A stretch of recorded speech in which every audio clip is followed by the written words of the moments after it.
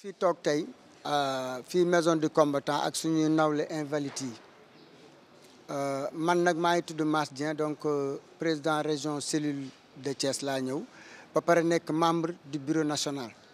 te waaw ndaje bi la ko waral mooy dafa am ñaari loi yoo xam ne dafa tënk gouvernement bi mooy bu njëkk bi dafa ko jagleel ñi nga xam ne dañoo amoon ay waay laago nekk ci biir armée bi ba génn ci waay laago yooyu nag ñëpp a ngi ci biir policier bii tey janoog ñun ca la bokk gendarme bi ca la bokk pénitencier bi ca la bokk donc ñooñu ñëpp ci biir la ñu bokk donc moo tax ñun ñëpp dañuy rafetlu lépp loo xam ne ci force de défense et sécurité la mais ñooñu nag loi boobu dafa ne woon loi boobu dafa ne su fekkee 67 42 bi dafa ne su fekkee dañoo yokk salaire u activité yi normalement dafa war a impacté maanaam retraité yi dañ cee war a gis seen bopp loolu nag la ñuy ñaan le président Macky Sall chef suprême des armées mu gestu loolu la nga xam ne loi bi may nañ ko nañu ko jox nañu ko defal loolu dong lañ ko laaju ñu leneen bi ci topp mooy invalide militaires yi ñi nga xam ne dañoo gaañu woon ñooñu aussi dafa am loo xam ne dañ koo waxtaane woon loi bi modifié ko président xam ne vraiment nit ñi sonn nañ feebar nañ ñu ngi tëdd seen waa mënatuñoo dem yàlla def mu xool ne lii war nañu mën a def ay jéego mu def jéego nag ba am loo xam ne yëkkati woon na teg ko suñu loxo la mu tegee suñu loxo nag dafa amoon lu des la des nag loolu ba léegi lañ ci jotul te mi ngi bëgg a am diir ñu koy rappeler nag ne ko mu delloo ci ñu nag loolu parce que lu bari jàll na fi am na ay kër yu ñu jox ay 10 millions ak kër yooyu yëpp am na fi mais ñun ñu ngi xaar li nga xam ne d'abord mooy yoon li ci des loolu mu ñu mayoon loolu mu ñu wax dañ koy may ñu doog ci wax mais pour l'instant daal dañuy bàyyi xel ci loolu xam ne militaires yi sonn nañ mais nag di profito di ko remercier par rapport ak li mu defal suñu naataango yi nekk force yi nekk ci biir activités yi parce que yelloon nañ ko yu augmentation ba yelloon nañ ko te ñu ngi ñaan mu law ba fépp mais nag mu fàttali ko aussi retraités qui sont là ils ont servi la nation dañoo liggéey ba génn ci ay laago la liggéey ba feebar mu war ñu bàyyi xel parce que doomu gox bi lañ dëkk la ci dëkk bi lañ dëkk.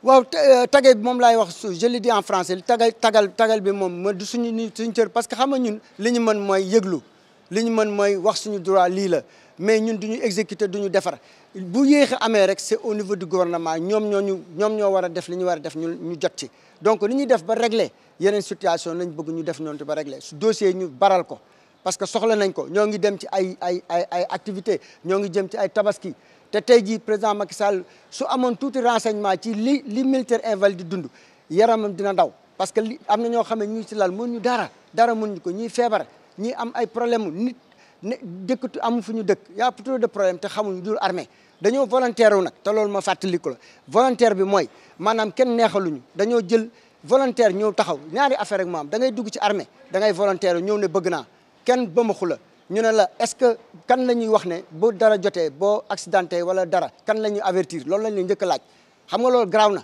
nga ne waaw jox ne diw wala ñu ne keneen ki moom bu duggee armée concours la duggee moo tax tey ji ñaari voies yooyu ñu am xam nga nit na ku mel noonu du ma ne dara enseignants yi amul njëriñ am nañ njëriñ mais nag kaaraange réew dafa fort trop te dañuy joxe suñu bakkan ndax loolu chaque fois te boo gisee ñu perte da ngay gis lu daw yaram da ngay am sa jabar sax doo xam loo sa kër doo xam lu fa xew dara doo ko yëg wala sa doom gaañu sa ginnaaw doo ci mën dara yooyu yëpp ay mission commandée yoo xam ne yaa ngi koy dund mais kooku nag vraiment bu demee ba dem retraite wala mu feebar war nañ ko gestu.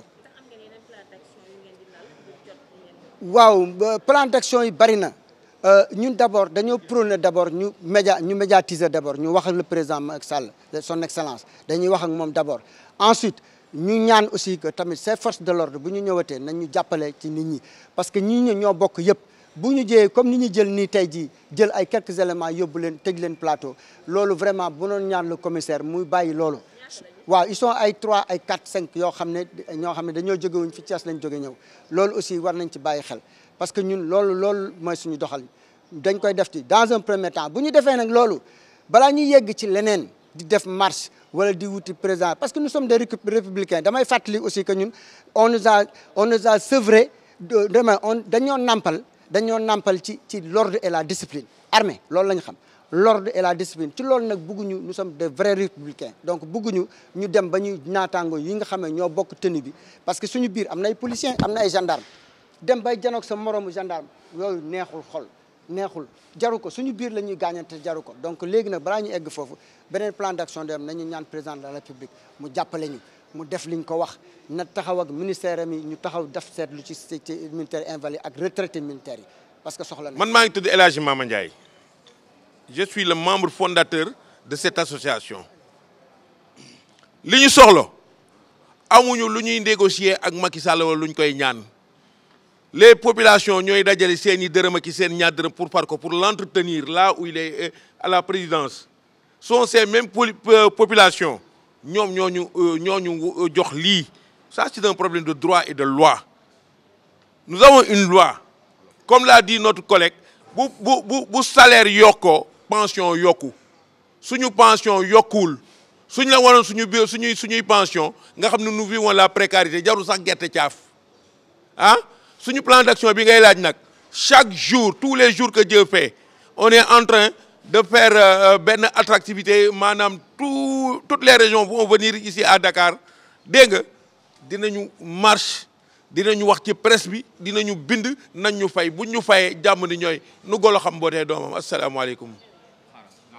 El Hadj Mamadou Nago Gueye bu association nationale des anciens militaires invalides du Sénégal man li ma ciy wax pour président Macky Sall yow yaay chef suprême des armées ñun ay invalides lañu dañu jëm ci Tabaski te njaboot la ñu yor te yaakaaruñ ko lu dul suñu pension yi ñu war a fay nga fay ñu ko ñu mën a Tabaski ak suñu njaboot parce que sonn nañu ñoo gën a sonn ci réew mi ñun loolu lañ soxla te li ñun benn affaire dafa am li Kodo mii doon xeex ñun moom la ñuy continuer di xeex te duñ ko bàyyi te duñ ko mës a war waaw loolu moom du mës a deñ deret boobu mu fi bàyyi mooy law si ñun yàlla na ko yàlla yërëm waaw ñun nag ñi ngi wax amul fu ñu jaarul ci autorité yu bëri jaar nañ ko lépp yëg nañ ko Macky Sall nag dafa waxoon ni que ni nañ ñu régler problème mu invalide définitivement waaye nag defuñu ko ba léegi ñun nag dañ soxla suñu xaalis dañ ko soxla nañ ñu jox suñu xaalis ñoo ko moom yalwaanuñ ko dañ ko liggéey mu lew ñu dong ngir lan bëgg suñu réew moo waral tey jii kenn gënuñu bëgg suñu réew ndax Sénégal moo ñu ko jaral moo tax ñun am ay laago ñun ñii ñëpp waaw te tey tamit mi ngi nii damay wax am na suñu gars yoo xam ne police da leen jàpp mot nañ 5 personnes yóbbu leen te pourtant amul benn action boo xam ne def nañ ko dañoo ñëw dem di ndékki pare ndékki ñu fekk leen fi ñu leen fekk jël leen yóbbu leen teguñu ko fenn loolu nag boo gisee ñu def ko c'est parce que pour bëgg andi problème moo tax ñu téye ñooñu parce que ku deful dara waroo ko téye naan ko lii man commissaire Plateau daf ma woo mën naa ko am na loo xam du ma ko nëbb dama koy wax ndax dëgg la yàlla bëgg moom laay wax moo ma woo commissaire Plateau ne ma naa ko lan ngeen nar ma ne ko dañuy génn dañuy marche mu ne ma du yomb ci yéen ma ne ko nag luñ ko góobee gar ko moom commissaire Plateau moo ko wax amu lu ma ciy nëbb moo ma ko wax te am naa ay témoins ñi ngi taxaw nii moo tax ma wax loolu nag te du ma ci nëbbatu moo andi problème bi yëpp moo andi lépp te ñun lu ñu mës a def pour wax leen discipline bi mi ngi ci ñun lu ñu mës a def dañ daan jaar ba ci ñoom jox leen ko bu ñu réunion ba pare dañuy jël PV yëpp yóbbul leen ko kon ñoom xam nañ lépp li xew lépp xam nañ ko te ñun respecté nañ leen moo tax ñu leen di jox PV koo respecté wul defe naa doo waaxu ba fekk ko fi muy liggéeyee nga jël plan PV ne ko am jébbal ko léegi nag jébbal nañ ko ñun nag ñi ngi toog boobu ba léegi di xaar suñu xaalis dara nag dafa am nit ki ñoo puus ba ñu sës ci miir bi léegi nag comme sës nañ ci miir bi ñun dinañ fippu te pare wuñu luñ ci góobee rek gar ko te fu mu toll nii ñun xoolal suñu xol yi fees na metti na te dañu bëgg sénégalais yëpp xam génnuñu pour di def lu ñu neex dañuy laajte suñuy droit ñoo ko moom mu lew ñu lool nañ ñu ko jox metti na trop nañ ñu ko jox ñun nag suñu gars yi nga xamante ni mooy ñi nekk en activité lañ leen jox man naa ko ak suñu gars yi dañ ko rafetlu ko ndax président de la République loolu mu leen yokkal ñun rafetlu nañ ko waaye man dama naan dafa ndaw liñ leen jox surtout homme de troupe bi dama naan dafa ndaw parce que ñoom seen wàllu bopp ñoom ñooy dem ci mission yi ñëw OPEX yi andi fi xaalis dugal ko biir Sénégal lu ëpp ñoo koy andi ñoom homme de troupe bi tey jii mi ngi nii ñoom homme de troupe yi ñoo ci gën a néewle li ñu leen jox li ñu leen yokkal ñoo ci gën a néewle li ñu gën a yokkale officiers yi la ñu ëpp lu ñu leen jox te homme de troupe bi ñooy nekk ñooy xeex bi ñooy def lépp waaw loolu nag laa am nag nu may wax wasalaam. Bon, tout d'abord, je vais abonder dans le sens des autres frères, surtout les propos du commissaire que je viens d'apprendre. Vraiment, nous désapprouvons. Parce qu'un commissaire n'a pas le droit de s'exprimer ainsi. Il doit savoir que le militaire, d'abord le rescapé de guerre, il est dans le drapeau national. Donc le rouge signifie le sang versé. Donc le rouge est alerte également. Donc le rouge veut dire que ces derniers-là, nul n'a le droit de lever la main sur nous. Il faudrait qu'ils le comprennent. Il n'a pas le droit de lever sur un rescapé de guerre. Parce que le rescapé de guerre, il a représenté toute une nation au front. Donc on a été au front, on a été désigné dans le cadre d'une opération quelconque que nous avons été accomplir en tout cas que nous avons été accomplir de manière en tout cas correcte. Oui, nous avons accompli notre mission, comme on le dit. Et malheureusement, les circonstances de la guerre sont toujours d'une lendemain malheureuse. Ouais. Donc les circonstances ont fait que d'aucuns parmi nous sont sortis avec, des invalides, d'autres sont éjectés au paradis. Nous qui sommes restés parmi nous et qui traînons des séquelles à vie, nous sommes là, ça ne nous plaît pas du tout. Les propos du commissaire là, moi je désapprouve et je les condamne jusqu'aux dernières énergies, il n'a pas le droit. Les rescapés aussi, qu'ils se permettent d'arrêter et de les amener à la police, ils n'ont pas le droit. Parce que s'ils n'ont pas le droit, s'ils n'ont pas le courage de faire descendre le drapeau et de le foutre dans leur prison là, ils n'ont pas le droit d'arrêter des invalides. Ça, c'est pas normal. Et nos autorités militaires, eux aussi, ils devraient se prononcer sur ça. C'est pas du tout normal parce que le rescapé de guerre, le militaire qui a été désigné, il a été pour représenter toute une nation souveraine. Commençant par le président de la République. Nous, on l'a épargné l'effusion de sang. Lui, sa famille et tous les ministres, les magistrats, tout le monde. Alors, ces derniers-là, ils n'ont pas le droit de se foutre de nous. Je ne vais pas dire, excusez-moi sur l'expression, mais je m'en fous. Parce que nous, on a ras-le-bol. Ce n'est pas du tout normal ce qu'on nous fait là. Parce que si je me permets de vous parler de ma personne, moi, le thorax là, c'est des éclats de vie, je vis avec. Il y a 3 éclats qui sont dedans. On m'a déconseillé de beaucoup trop parler. Quand je parle beaucoup, je m'énerve. L'estomac là, c'est des éclats, on m'a opéré. La colonne vertébrale, j'ai reçu 2 éclats qui sont restés dedans. La hanche là, c'est des éclats. Le genou également, ça ne se plie pas. Les éclats sont restés dedans. Depuis la guerre de Guinée-Bissau à nos jours. Plus de 24 ans. Hein? Donc c'est pas normal. Ce que nous vivons dans nos familles là, il n'y a que nous seuls qui le savons. Le président, il ne le sait pas. Et ce n'est pas son problème. Ce n'est pas du tout son problème. Parce que si c'était son problème, s'il en a fait de son problème, il allait résoudre le problème des invalides. Mais depuis quand des invalides, souvent on descend pour faire des manifestations. C'est inadmissible. Ce n'est pas ça un pays. Nous, on a été défendre la patrie. Donc personne n'a, même pour demander l'autorisation là. Au contraire, c'est les citoyens sénégalais qui devront nous demander l'autorisation, mais pas le contraire. Le préfet, nous, on a à l'informer que nous allons descendre, faire des manifestations. Et lui, il couvre la manifestation. Et non nous interdire. C'est inadmissible. C'est inadmissible. Lui, il a l'obligation d'encadrer les manifestations et non de nous interdire de faire une manifestation. Hein? Si ça aurait été lui, est-ce qu'il serait d'accord? Vivre avec des éclats dans le corps. Non. Donc, tout récemment, vous avez vu les augmentations qu'ils ont faites.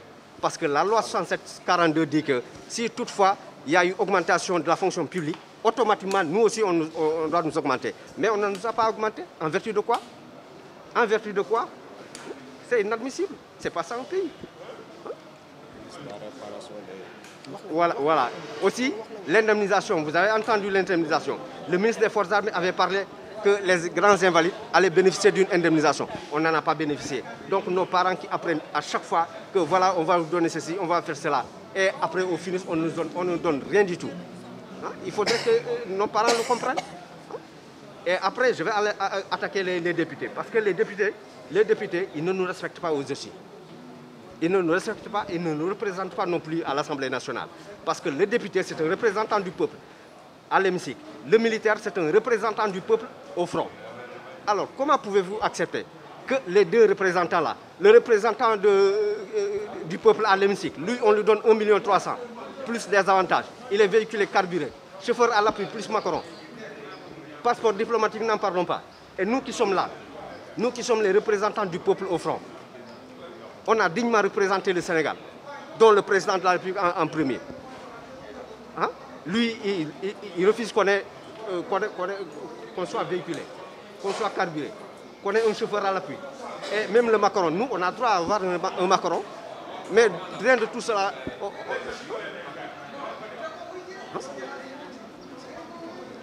Pardon?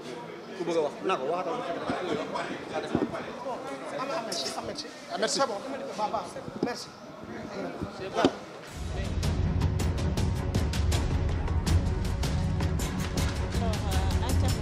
comme ni ngeen ko gisee woon surtout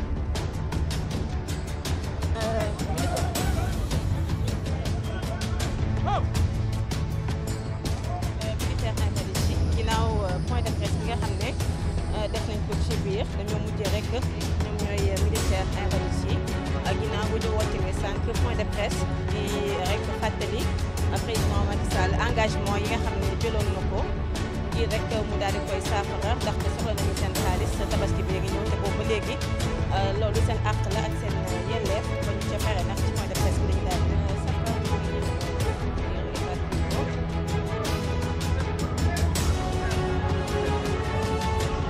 wala yow nga nekk victime de guerre nga. dañuy réeroo bu ñu nangu ku leen réeral dañu war a def nga leen teg lépp ci yoon bu ñu amee xam tey lii la boo demoon frontière gis nga ne dañuy dugg ak ñu nekk fii mais y a de quoi les bonnes habitudes yàlla dëgg la bëgg quoi mais vraiment li ci nekk bon on peut mais du dëgg du yoon du dëgg du yoon ñii ñëpp ci guerre bi la leen di ture amee mais eceg wala man sont mes frères d'armes je suis pas victime mais dama leen di soutenir jusqu'au bout c'est ça le problème yàlla dëgg la bëgg ah mais dañuy def yëpp mais nii dañu yor jabar ak i doom ah mais war leen dundal